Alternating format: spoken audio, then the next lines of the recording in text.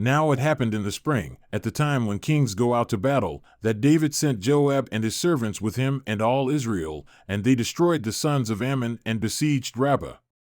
But David stayed at Jerusalem. Now when evening came, David arose from his bed and walked around on the roof of the king's house, and from the roof he saw a woman bathing, and the woman was very beautiful in appearance. So David sent and inquired about the woman. And one said, "Is this not Bathsheba, the daughter of Eliam, the wife of Uriah the Hittite?"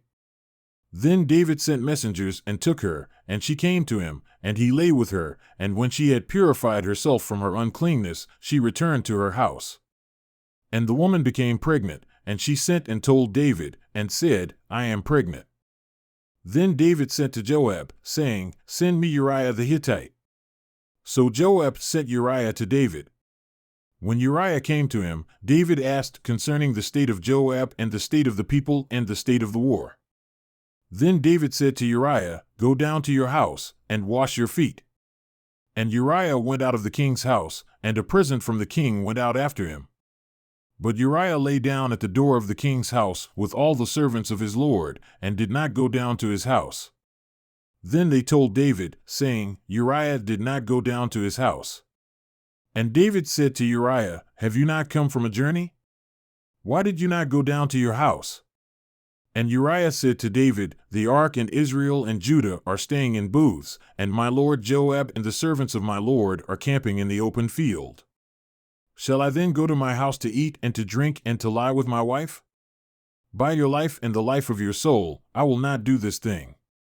Then David said to Uriah, "Stay here today also, and tomorrow I will send you out." So Uriah remained in Jerusalem that day and the next.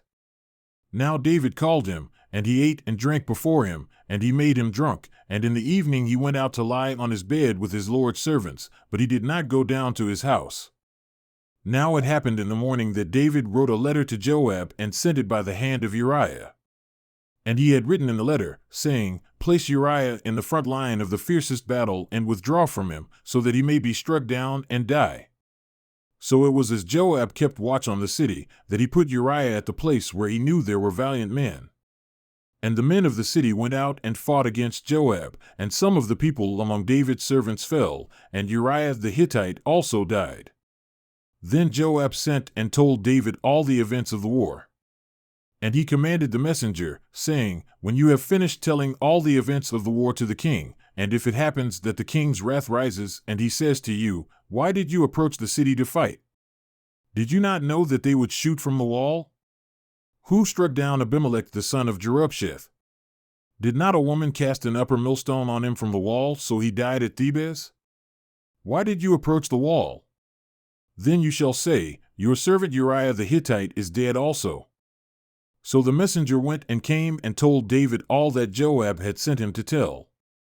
And the messenger said to David, "The men prevailed against us and came out against us in the field, but we pressed them as far as the entrance of the gate.